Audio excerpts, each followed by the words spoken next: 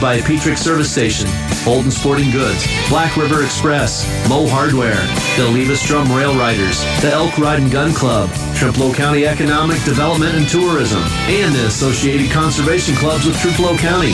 So tighten up your boots, check your hook, and fire up the engine. The adventure starts now.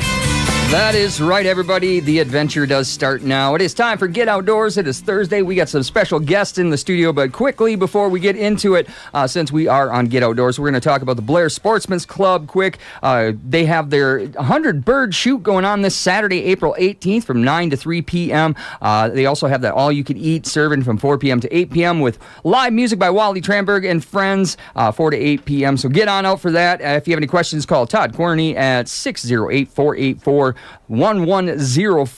That is going on. Again, that is the 100 bird shoot going on with their fish fry this Saturday, April 18th from 9 to 3 p.m. So get on out for that. And today in the studio, I got a whole group of kids from the Whitehall School District along with their science teacher, Scott McConnell. Yep. I got it right. Scott McConnell here. And we're going to talk a little bit about what's going on in their ecology class and much, much more. So, Scott, you want to step up to the microphone and just introduce yourself? Tell the people what's going on today. Sure, absolutely. Well, we've got a few members of our class here today. This is the bioecology class, and that curriculum is really designed about getting hands-on activities for kids to, get outdoors and do the things that, this time of the year is certainly a motivating time. The sun's been out, everything's coming up, greening up, so, everybody feels the energy to be out and take advantage of this warming trend that we're having. So. Yep.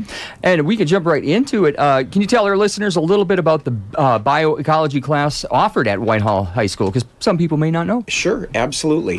The class is available for sophomores, juniors, and seniors. It's an elective class, and we do a number of things, beginning with our school recycling project, and I'm sure these guys will be chiming in on that, but that's a very nice opportunity for our school to be able to process and collect cardboard, tin, glass, plastic, aluminum, and then be able to take it even one step further to go through the compacting and then collecting of materials to be able to go for the Cans for Kids here at our school.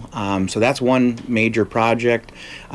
We've been reading the Sand County Almanac about Aldo Leopold, so obviously a famous environmentalist. We've been collecting and processing honey, which has been our big push the last couple days, and they're going to be talking about that. So, anything outside, outdoors, to be able to, plant that seed literally of how, kind of that younger generation was raised and passing that on. So, it's a opportunity for kids to be able to really have a hands-on approach to, what this incredible region has to offer. Yeah, and we've got some of the kids from the school here right now. Do you each want to step up and introduce yourself? We can start with you right over here. My name's Jacob Sartor. All right. And I'm a junior in high school. Okay. Nice to meet you. Thanks for coming in. Next. My name is Brandon Blaha. I'm a sophomore. All right. Thank you for coming in. I'm Avery Ballman. I'm a senior. All right. Thank you. I'm Riley Baller, and I'm a sophomore. All right. Well, thank you all for coming in. We're excited about this. You want to talk a little bit about what other projects is the bioecology class responsible for? Hard words today, apparently. Go ahead. The bioeco class is very involved with the Norse honey process for the remainder of the school year.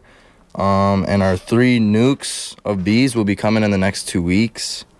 And 2 will be placed in their on-school grounds, and 1 will be placed in a neutral site. Okay, that's great. And so how much honey have you guys harvested from the Norse honey hives since it started?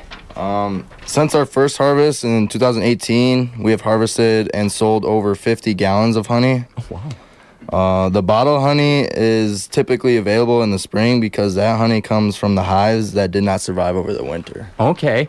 And so I heard that they're going to be selling something. Oh, and that's coming up later. I will talk about that in a minute. So, yep. So I know with food and things that sometimes you got to do tests. Do you perform any tests on your honey before you bottle it?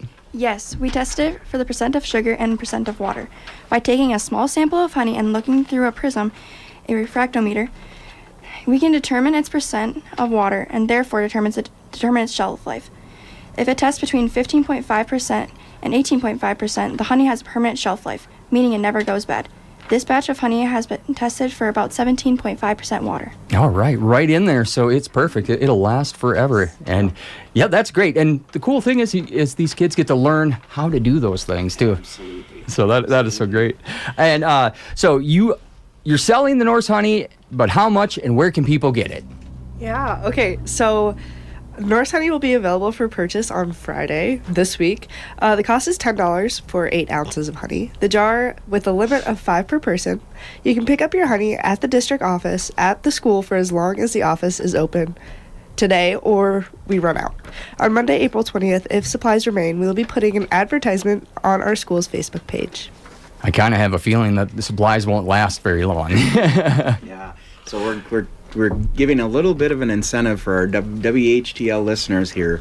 You're getting a heads up before it goes public here on Monday. So tomorrow it's available. Just stop in at the school. I'm sure Lois will be there, and you can pick up your honey there. So Yeah, that sounds great. And it's a good, nutritious food. They say it's a superfood, so yeah, you're doing good work.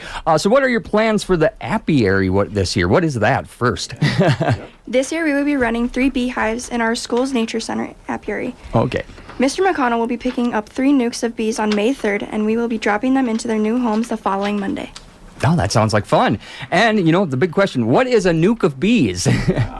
Okay. The term nuke is abbreviation for nucleus. A nuke contains 5 frames of bees with already made honeycomb and 1 queen. A nuke gives a colony a better head start to honey production than a typical 3-pound package. Okay. See, now I'm learning stuff from you guys. yeah. This is a fun class. I might just have to show up one day and have class. We'll gladly have you. You bet. So I've heard that beeswax can be useful. Do you have any plans for the beeswax? Yeah. Sure. Beeswax is often been referred to as nature's chewing gum, but certainly has many other practical uses for beeswax. Often used in making candles, skin moisturizers, including lip balm, and we have had one student say it makes the best leather boot treatment available. We take the collected wax from the hives and heat it up in a solar oven and filter it. Once all the wax has been melted and purified, we let it cool and store it in other projects. Last year, we melted all the wax collected from the previous 7 years and sold over 100 scented candles. Oh, wow. That is awesome. And you guys are all involved in this. So what a great experience for y'all. So does anyone want to, have bees at home after all this? I see a lot of shaking of heads. Maybe one? We're definitely considering it. All right. That's good. I got some neighbors who have honeybees, and my father-in-law just got into it. And it seems like once it bites you, you get that sting, it really gets into you.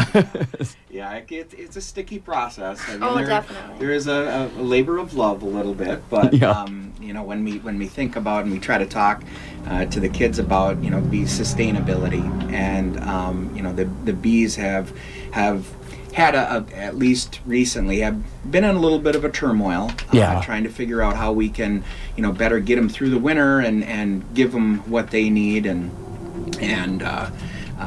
so that this ability for our students to be able to, really it's a triple win because they see the full circle of pollination process, and then they have the ability to do the hands-on purpose of collecting and care foring, and then also being able to be a little business entrepreneurship with, be able to see what your cost is and be able to, regulate, your inventory and be able to provide, very honestly, the public something that is, incredibly valuable.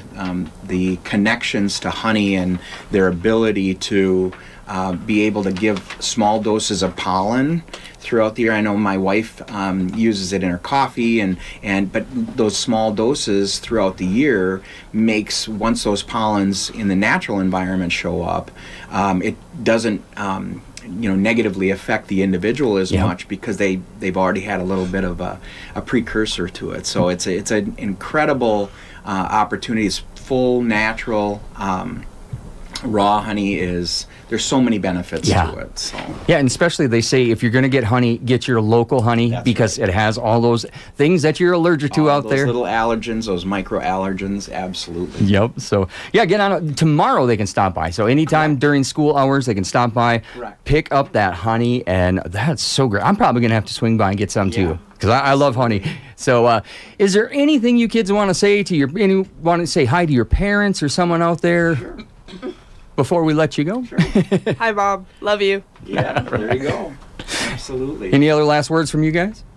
You want to talk a little bit about the aluminum collection? So, Oh, yeah. some of the things that we do with the recycling project is being able to use the RAM, which is our rapid aluminum minimizer, and the process is to be able to really condense a lot of the collection, so then we're not taking up so much volume. Okay. And the kids are responsible for doing that. Usually the gentlemen are on the crushing, and then the ladies are pulling the tabs off. Okay. And then we're going to have a nice donation to the Ronald McDonald House at the end of the school year. So, Oh, nice. yeah, cool opportunity for those kids to get the hands-on perspectives that we all talk about. Yep, that's a great thing. I think it's a great class. What an experience to be able to do this, and I hope for many more years of this and more honey. So, well, anything else you want to say before we let you go? Unless you guys add something. Okay. I don't believe so. All right. Thank you guys so much for having Yep. us. Thank you guys for coming in. We were talking with the ecology class, or bioecology class here, and with Scott McConnell and his students from Whitehall. We're going to jump right back into the hits here on WHTL. We know the feeling. When you close your eyes, you're there. Wide open spaces, fresh air, the home you've been dreaming of. We also know there's uncertainty. Between you and your